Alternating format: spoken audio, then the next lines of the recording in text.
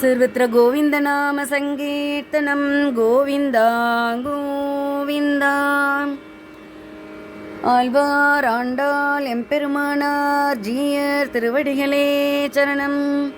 ஆண்டாள் திருவடிகளே சரணம். ஆண்டாள் அருளிச் செய்த திருப்பாவை 12வது பாசுரம். கண்ணைத்திலங்கற்றேருமை கன்று கிறங்கி நினைத்து மூளை வழியே நின்று பால் சோர நனைத்தில்லம் சேரார்க்கும் நற்செல்வன் தங்காய் பணித்தலை வீழனேன் வாசல் கடை பற்றே சீனத்தினால் தென்னேலங்கை கோமானை செற்ற மனத்து கேணி ஆணை பாடவும் நீவாய் திறவாய் இனித்தான் எழுந்தேராய் ஏதென்ன பேருரக்கம் அனைத்தில்ல தாரும் அறிந்தேலோ எம்பாவாய். கனைத்திலம் கற்று எருமை எப்படி சொல்கிறாங்க? அதாவது இளங்கன்றுகள் எப்படி செய்தான்? பசியினால கனைத்துனா கத்துறது, கத்திகிட்ருக்கான், கதறிட்டுருக்கு. பசியினால் கதறிக்கொண்டிருக்கும் தங்களது கன்றுகள் என்ன செய்யுது? எருமை அப்படியே எருமை கன்றுக்கு இறங்கி ஐயோ பால் கொடுக்காம அப்படியே இருக்கோமே அப்படின்னு சொல்லி அப்படியே நினைக்கும் போதே அந்த காம்பில் பாலெல்லாம் அப்படியே ஊறி வருதான். எப்படி வருது? முளையிலே காம்பின் வழியாக நிலையாக பால் பெருகிட்டு இருக்கான். அந்த பால் அப்படி பெருக்கெடுத்து ஓடின நினைக்கும் போதே நினைத்து முளை வழியே நின்று பால் சோற நினைக்கிற ஐயோ நம்ம குழந்தைக்கு பால் கொடுக்கலையே அப்படின்னு சொல்லி அந்த கண்ணுக்குட்டி பால் கொடுக்கல அப்படின்னு நினைக்கும் போதே பால் அப்படியே சொரிந்து கீழே கொட்டுதான். அப்படியே இடமெல்லாம் நனைஞ்சிருச்சு. நினைத்து இல்லம் சேராக்கும் எப்படி ஆயிடுச்சு? எப்படி அப்படியே நிலையா அந்த பால் பெருக பெருக வீதி முழுவதும் அந்த ரோடு ஃபுல்லாகவே ஈரமாக்கி சேற்றார மாதிரி சேற்றே ஆயிடுச்சு. சேற்றாக்கும் நற்செல்வன் தங்காய். நற்செல்வன் இந்த இடத்துல நற்செல்வன் தங்காய் எருமைக்கு சொந்தக்காரன் அப்படின்னு சொல்லலாம். ஆயனின் தங்கையே அப்படின்னு சொல்லலாம். மிக்க செல்வத்தை உடையவனது தங்கையே எப்படி வேணாலும் அதை எப்படின்னா அலங்காரம் பண்ணிக்கலாம். பனி தலை வீழ பனி எப்படி கொட்டுகின்ற பனி தலையில் அப்படி வீழ நின் வாசல் கடை பற்றி நாங்கள்லாம் என்ன பண்ணுறோம்? தோழிமார்கள் எல்லாரும் நாம் காத்திருக்கின்றோம். இதில் இன்னொரு சொல்கிறாங்க, மென்ஷன் பண்ணுறாங்க. எப்படி மென்ஷன் பண்ணாங்க? சினத்தினால் தென்னிலங்கை கோமானை செற்ற அந்த கோபத்தால் ராவணனை கொன்றவனான ராமபிரான் மனத்துக்கு இனியான ஸ்ரீ ராமனை பாடும்போது நீ வாயை திறக்காமல் இருக்கின்றாயே. மனத்துக்கு இனியானை பாடவும் நீ வாய் திறவாய். வாயே திறக்காமல் இருக்கிறியே. எல்லா வீட்டில் உள்ளவர்களும் அனைத்து இல்லத்தாரும் எல்லாரும் வந்துட்டாங்க. துயிலர்ந்த பின்ன எல்லாருமே முழிச்சிட்டு இருக்கும்போது நீ பெருந்துகம், இதென்ன பேருறக்கம், இது என்ன நீ இப்படி ஒரு பேருறக்கம்? உனக்கு தூங்குவது இப்படி தூங்குற? இனியாவது எழுந்திருவா, இப்போதாவது எழுந்து இனித்தான் எழுந்திராய், இப்போதாவது உறக்கம் கலைந்து எங்களுடன் இணைந்து வருவாயாக அப்படின்னு சொல்லி ஒரு தோழி புலம்புறா. அடுத்த பாசுரம் 13வது பாசுரம். புல்லேன் வாய் கீண்டானை பொல்லா அரகனை கிள்ளி களைந்தானை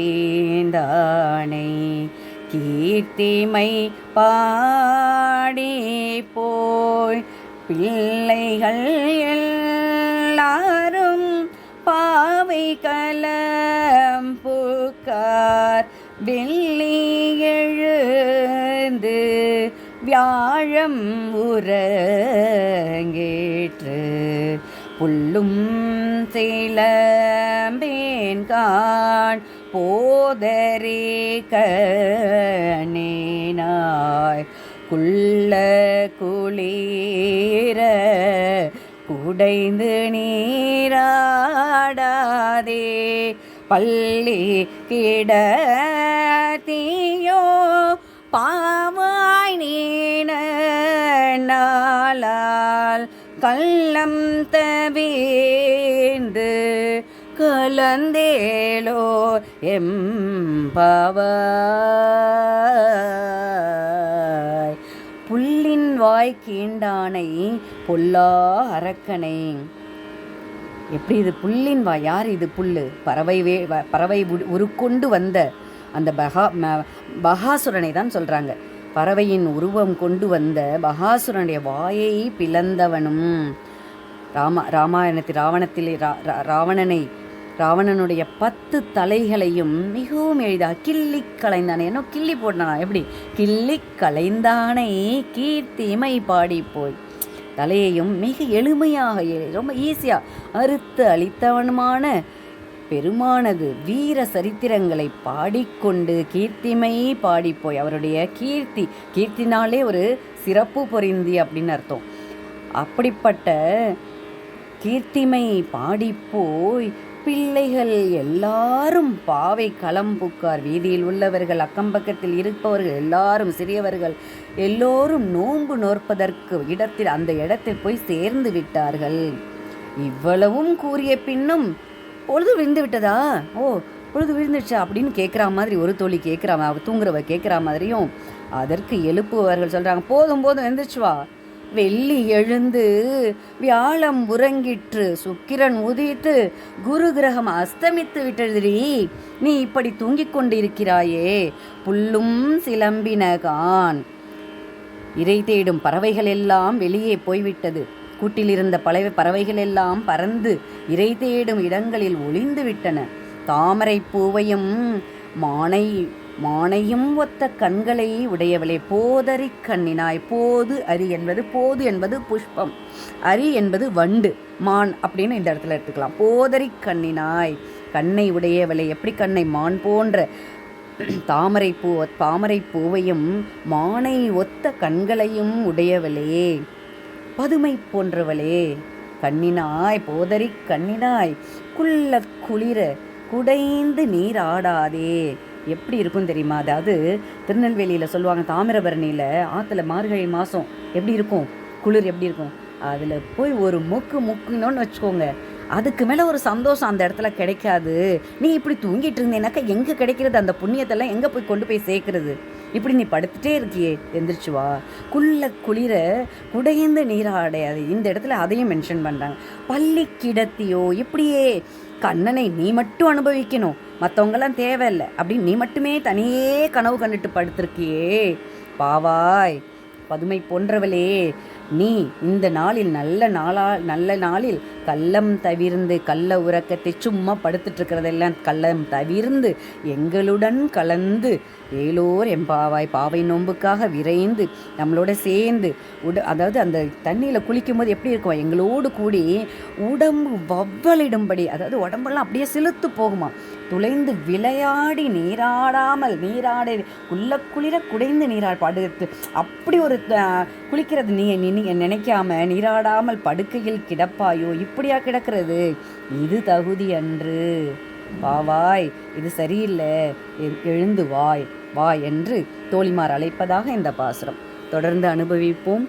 ஆண்டாள் ஆழ்வார் எம்பெருமானார் ஜீய திருவடிகளே சரணம். ஹரி ஓம்.